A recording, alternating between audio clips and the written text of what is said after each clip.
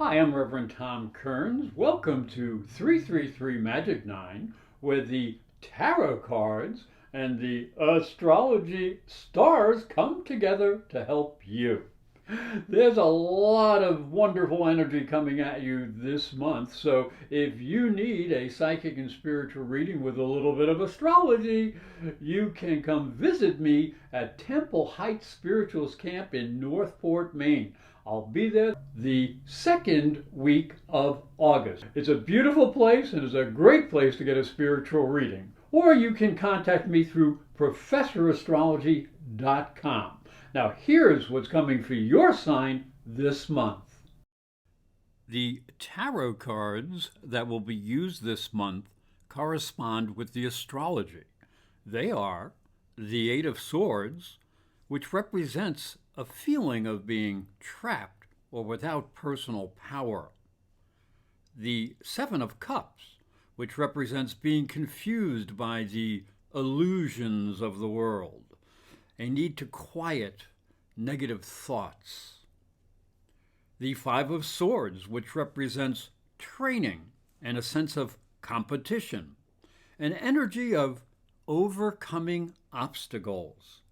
And the Nine of Pentacles, which represents controlled energy and a feeling of confidence and satisfaction. Gemini, the tarot card for the first week of the month is the Eight of Swords. And you can see that there is a woman and she's blindfolded and she's encircled by swords, representing danger, confusion, and a sense of powerlessness. However, look closely and you'll see there are gaps in the placement of the swords. She needs to be aware that there is danger, but by maintaining clarity, she may find a way out of her dilemma. And as we look down here into the astrology for the sign of Gemini, we can see the month begins with the Sun and Mercury conjunct in Leo, and the third house of intellect, and that's the house of Gemini. So that's your own house. So the problem becomes that they are in opposition to Saturn in the ninth house. So you may want to communicate with others, but you may find some difficulty in expressing your ideas or having them understood. And there's also now a square to Uranus in your 12th house. So that's really a little extra difficulty. It can upset anybody's apple cart. So use your deeper wisdom to keep peace, and you can still make some important points, but don't go head to head. The card for the second week of the month is the Seven of Cups.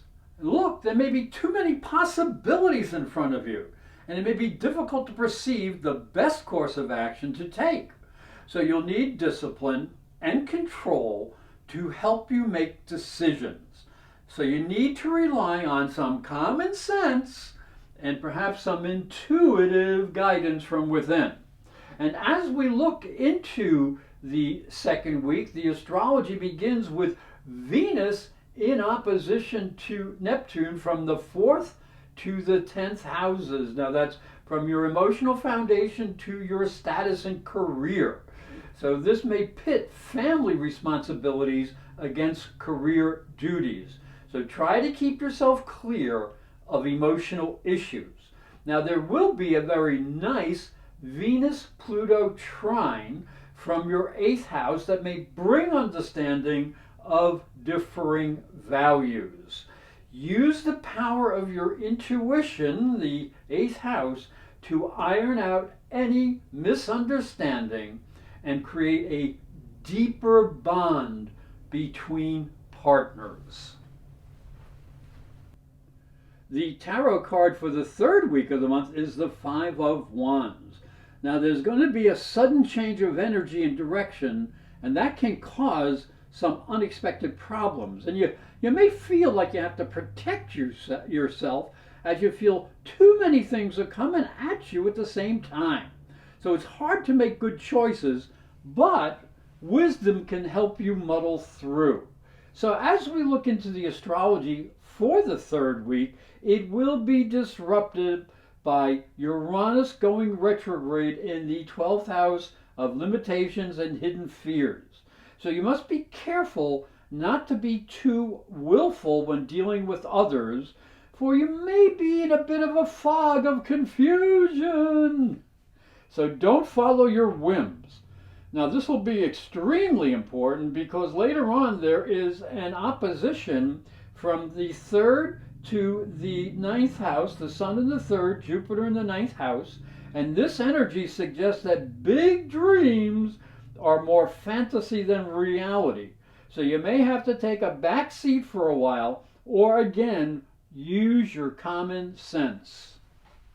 As we look at the card for the 4th week, it is the 9 of Pentacles, a much better energy. So this is a good time to take stock and know you have what you need to succeed. You have planned well, you've taken care of business.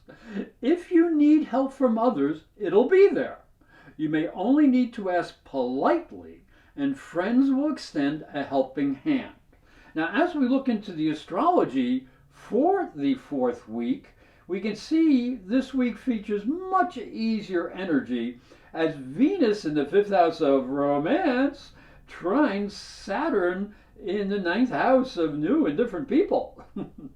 Now this combination brings the promise of understanding and perhaps some romance as you meet like-minded individuals who will be supportive of your ideas. A conservative approach with family and shared resources will pave the way for a cooperative project that can lead to happiness and even some shared intimacy because we have Mercury also trying to Pluto. So follow this nice energy and enjoy. Hi, I'm Reverend Tom Kearns, and this is my story. If you are a spiritual seeker, it may help you on your journey. I believe your spiritual development is as important as your religion. If you look at Christianity, it focuses on the life of Jesus. But Jesus was never a Christian. He was Jewish. If this thought intrigues you, you'll enjoy my new book, Light from Water, Freeing Jesus. It's available on Amazon.com and through fine bookstores. And it may help you on your spiritual journey. I'd like to thank you for watching and thank you for listening. Remember to subscribe because these videos are free and hit the little bell for notifications. And for a special offer, visit my website, internetpsychicreadings.com.